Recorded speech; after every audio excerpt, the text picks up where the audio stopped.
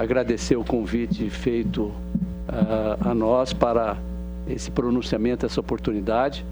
Cumprimentar todos os produtores pantaneiros aqui presentes, que eu vejo. Gilson, não vou nominar porque são inúmeros, Eduardo, representantes de entidades de classe, né? Também de organizações não governamentais. Cumprimentar o meu colega Dr. Fernando Fernandes, da Embrapa Pantanal, com quem eu trabalhei muitos anos lá no Brejo. Também cumprimentar o vereador Elinho Júnior, de Corumbá, ao colega da FamaSul, Lucas Galvão, diretor executivo também do Senar. Enfim, bom dia. Eu vou pedir, deputado Rafael, eu vou fazer uma apresentação um pouco inovadora, porque eu, na realidade, preparei são tantos os temas que eu gostaria de falar e preparei uma apresentação e ia ficar muito difícil no tempo.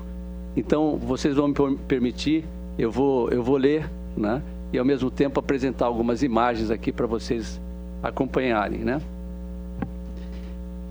Inicio minhas palavras lendo o texto de abertura da tese de doutorado da doutora Ana Paula Corrêa do Araújo, defendida na Universidade Federal do Rio de Janeiro, Centro de Ciências Matemáticas e da Natureza do Instituto de Geociências, em 2006, sob o título Pantanal, um espaço em transformação, assim escrito. Este trabalho busca provar que o Pantanal é um espaço em transformação. O isolamento que sempre caracterizou a região ao longo dos 300 anos de ocupação está se rompendo nos últimos 15 anos por novas vias de acesso, pela construção de aeroportos, pela ampliação do sistema portuário, pela chegada da luz elétrica, do telefone, do fax e da internet. O sistema tradicional de produção pecuária, baseado na experiência de sucessivas gerações, está cedendo lugar a um novo sistema de produção, que emprega técnicas modernas voltadas para o aumento da produção e, consequentemente, da competitividade local. Em paralelo, o turismo rural e ecológico surge na região como uma atividade nova, desenvolvida de forma integrada à atividade pecuária, agregando valor à propriedade rural e dotando a região de uma nova função, a função turística. Como consequência, há alterações na organização espacial que passa a se adequar às transformações sociais. Novos atores hegemônicos imprimem uma nova racionalidade ao lugar, vinculada à máxima eficiência produtiva através do aumento de produtividade e da competitividade no conjunto do sistema espacial. Essas transformações, suas causas e consequências precisam ser compreendidas pela ciência. Nesse sentido, esse trabalho representa um dos olhares possíveis para a mudança em curso do Pantanal, um olhar sobre as duas atividades econômicas e a organização do espaço regional.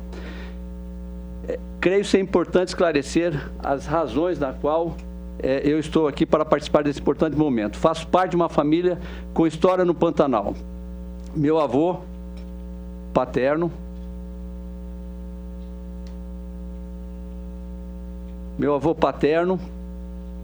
Guri Marques, Orcílio Thiago de Oliveira, além de um dos maiores compradores de gado bovino da região nas décadas de 30 e 40, prestou serviço como administrador da Miranda Estância na década de 50, hoje propriedade da família Clabin. Meus pais tiveram propriedades do Pantanal entre as décadas de 60 até 2000, Fazenda Esperança, Pantanal da Aquidauane, Fazenda Pindaival, Pantanal do Barão de Melgaço, cabendo a mim a administração da Fazenda Pindaival nas décadas de 80 e 90. Aprendi a gostar do campo cedo, indo sempre para a fazenda, onde morava praticamente 3 meses do ano durante minhas férias. Meu cunhado Fernando Corrêa da Costa, neto, minha irmã, aqui meu sobrinho Rafael, presente hoje pantaneiro lá da região de Corumbá, Castelo e Amolar, e sua família tem história no norte e no sul do Pantanal. Fazenda São Pedro, na beira do Piquiri, Dr. Fernando Corrêa da Costa, todos devem lembrar, e Fazenda Santo Antônio do Amolar e Santa Elisa do Amolar. Se não errei, eu acho que é isso, né, Rafael? Como profissional autônomo, prestei consultoria a diversos produtores pantaneiros, cito apenas 2 para não delogarmos. Dr. Martim Afonso Santaluce, tio do nosso presidente da BPO, Eduardo Cruzeta, e o senhor Aníbal Zacarias, Fazenda Campina. Prestei concurso para pesquisador da Embrapa e fui convocado para assumir a pesquisa em nutrição animal na Embrapa Pantanal, onde permaneci por 6 anos. Guardo passagens memoráveis do nosso trabalho em Corumbá, mas ressalto principalmente minha convivência com os produtores pantaneiros da região, ligados ao Sindicato Rural de Corumbá, como os presidentes Luciano Leite Aguilar, aqui presente, Gilson de Barros, e diversos diretores, como o colega Urbano Abreu, doutor Emílio, doutor Manuel Martins, no qual, em seu nome, cumprimento todos os produtores e produtoras aqui presentes. Confesso que nunca tive antes um aprendizado tão rico sobre a realidade do Pantanal. Muito obrigado ao povo de Corumbá. A eles devemos muito do que temos hoje de preservação e do cuidado do Pantanal. Participei dos debates sobre o uso da área restrita do Pantanal, pois estava lá desde a implantação do Código Florestal, Lei 12.651, de 25 de maio de 2002, o qual delegou aos estados MS-MT a normatização do uso sustentável da planície pantaneira, artigo 10 do Código Florestal, respeitando-se as orientações técnicas e científicas dos órgãos de pesquisa, a fim de que se regulasse as recomendações de supressão vegetal, culminando aqui no estado de MS com o decreto 14.273, de 8 de outubro de 2015, já no governo de Reinaldo Azambuja. Quero aqui manifestar o meu total e irrestrito apoio ao trabalho desenvolvido pelos técnicos à época da construção do decreto 14.273, a qual contribuímos com o debate, assim como os outros colegas da Embrapa, técnicos do governo do estado, da academia, Exalc e de entidades de classe, levando à construção de um documento equilibrado e em harmonia entre os pilares da sustentabilidade. Discordo totalmente daqueles que criticam o trabalho, alegando exagerada permissividade. São míopes e não conseguem enxergar ao longe. Juntamente com os colegas como Urbano Abreu, Erics Nogueira, Juliana Borges, Ivan Berguier, Fernando Fernandes aqui do meu lado, Sandra Santos, Comastre, Dayana, Erics também aqui presente, nosso colega, contribuir com diversos estudos e publicações, como a desmama precoce no Pantanal, e também determinação das emissões de metano entérico de bovinos em pastagens nativas e cultivadas do Pantanal, determinação das emissões de metano ambiental, a importância de presença dos bovinos na mitigação dessas emissões, estudos sobre a estimativa correta do rebanho bovino presente na planície pantaneira e, finalmente, sobre a importância da presença dos bovinos como regulador e mitigador dos incêndios no Pantanal. Publicação sobre... Inclusive, encaminhei cópia desse trabalho ao meu querido e excelente deputado de Defesa do Homem Produtor, deputado João Henrique Catan, eu acho que ele não está presente, né, deputado? E também a ministra da Agricultura à época, hoje senadora Tereza Cristina. Dessa forma, senhores deputados, representantes de classe, defensores do ambiente, produtores e produtoras, técnicos, sinto-me preparado tecnicamente e culturalmente para tratar desse importante tema para a sociedade estadual e brasileira. Quero também ressaltar que encontra-se nesse local, não está, infelizmente não pôde vir, o meu pai, que tenho o orgulho de dizer, Nilson, que foi o autor da emenda à Constituição Nacional Brasileira de 1988, que declarou o Pantanal como patrimônio nacional. O espírito de sua proposta foi de sensibilizar à época a importância de se valorizar o Pantanal, em especial os produtores e os homens que ali vivem. Ali produzem alimentos, geram renda, cuidam bem do ambiente e da vida das pessoas, muitas vezes pouco atendido pelas mãos do Estado, pois não tem densidade populacional e importância eleitoral. Em seu trabalho para o Pantanal, ainda me lembro das inúmeras vezes que buscou e trouxe recursos para a recuperação do Taquari e de suas cabeceiras, ponto importante para o equilíbrio e evitar desastres como foi do Taquari no Pantanal. Obrigado, senador Rubem Figueiredo. Mas vamos aos pontos importantes. 1.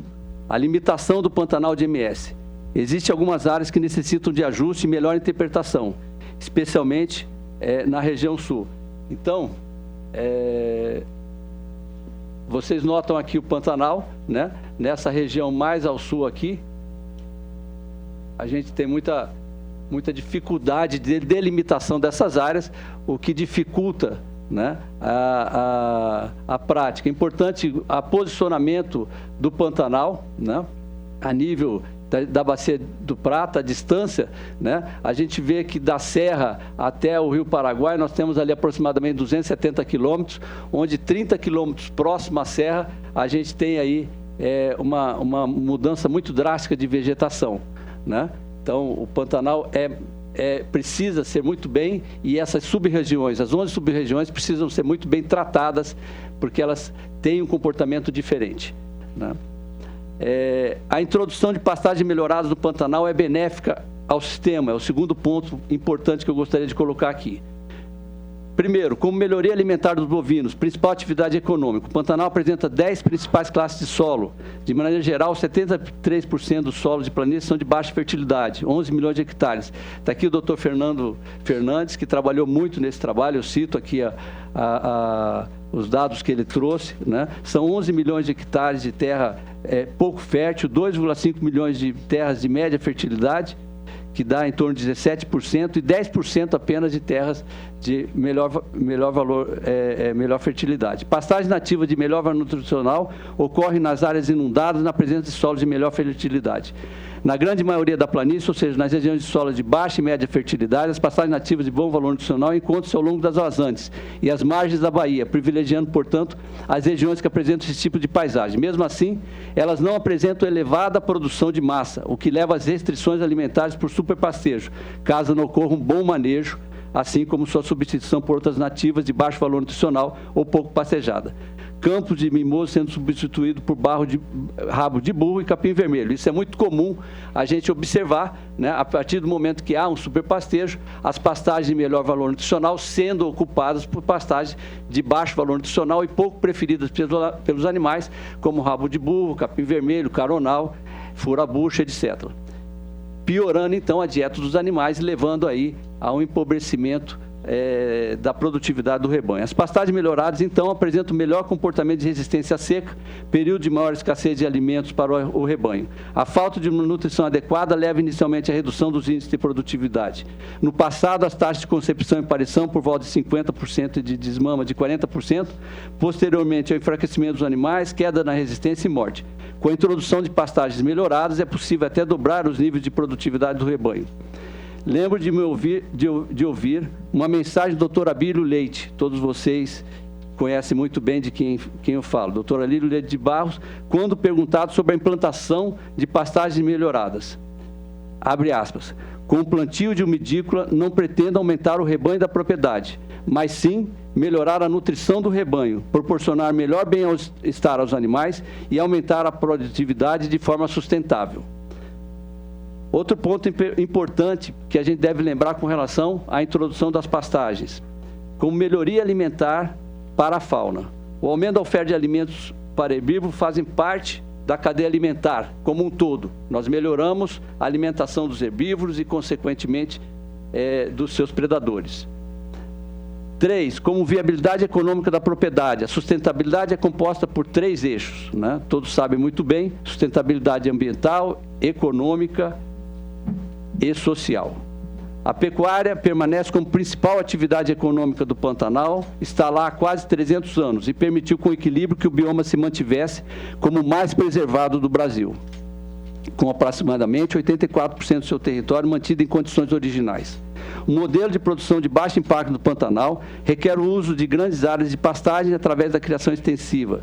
Propriedades menores necessitam de pastagens melhoradas a fim de se manterem sustentáveis. De acordo com a tese da doutora Ana, quem eu comentei no início desse trabalho, atualmente existe aproximadamente 3 mil propriedades do Pantanal Sul, o que daria uma média de aproximadamente 3 mil hectares por propriedade. Entretanto, ainda de acordo com sua tese, existe no Pantanal Sul 258 propriedades acima de 10 mil hectares, totalizando uma área de 5.175.000 hectares. Assim, sobram aproximadamente 3.800.000 para 2.700 propriedades, o que leva essa média para aproximadamente 1.500 hectares. Vejam, senhores, a complexidade da questão. Quero aqui aproveitar para lembrar e agradecer pela sensibilidade com que o ex-ministro Aldo Rebelo tratou esse tema ao olhar aos menos favorecidos no Código Florestal, como foi o caso dos pequenos produtores e as APPs. Então, é importante que a gente tenha também um olhar sensível ao equilíbrio das coisas. Quarto, áreas com pastagens melhoradas apresentam muita riqueza de biodiversidade. A introdução de pastagens melhoradas proporciona um mix de forragem que melhora e equilibra a dieta de todos os animais. Em razão das características ambientais, as pastagens melhoradas não permanecem únicas no sistema.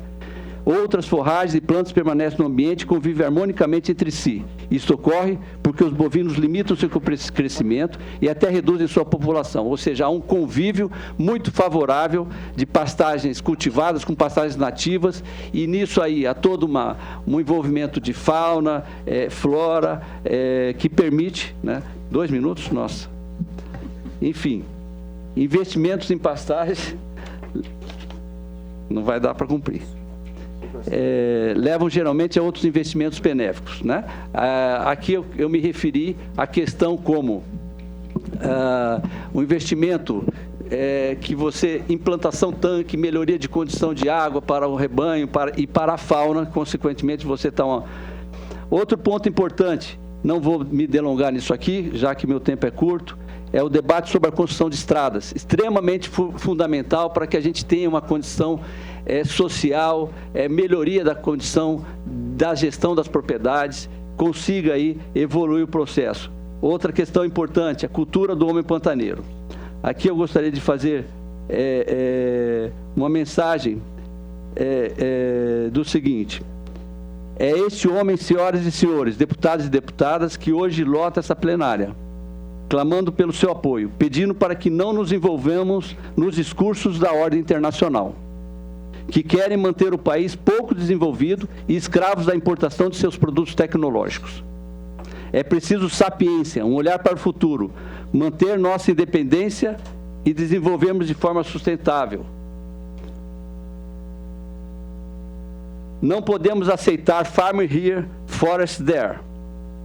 Está aqui o trabalho que eles colocam, que o desmatamento tropical e a competitividade dos Estados Unidos na agricultura e madeira, ou seja, fazendo com que a gente não produza e deixem que eles tenham as fazendas e eles gerem a renda.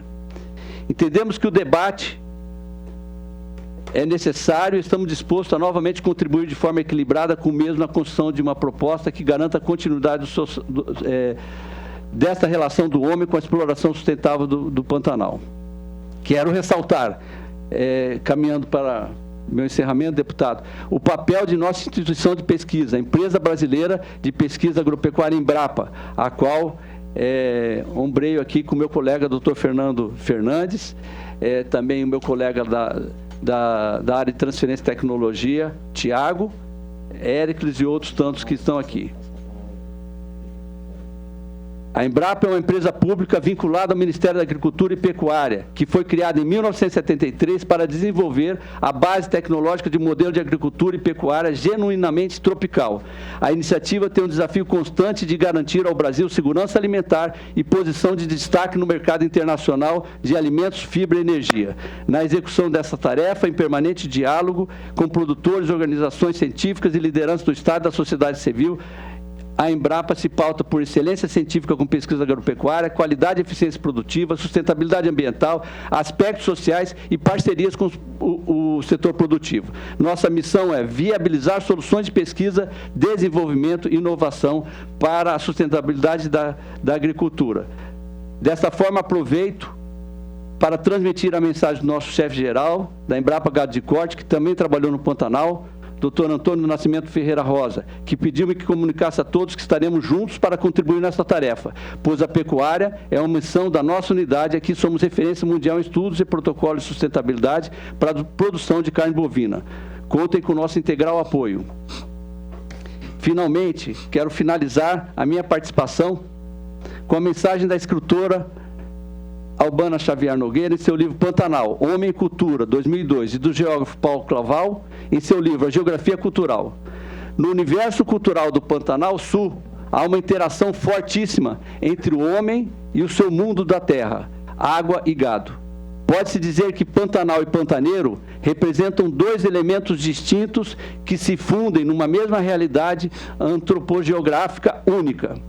Neste processo, nasce no indivíduo e no grupo um sentimento de pertencer a um determinado recorte territorial, carregados que estão de simbolismo na construção da identidade socioterritorial.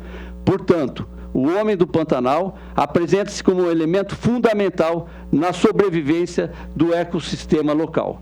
Coloco à minha disposição, deputados, senhores e senhoras, muito obrigado.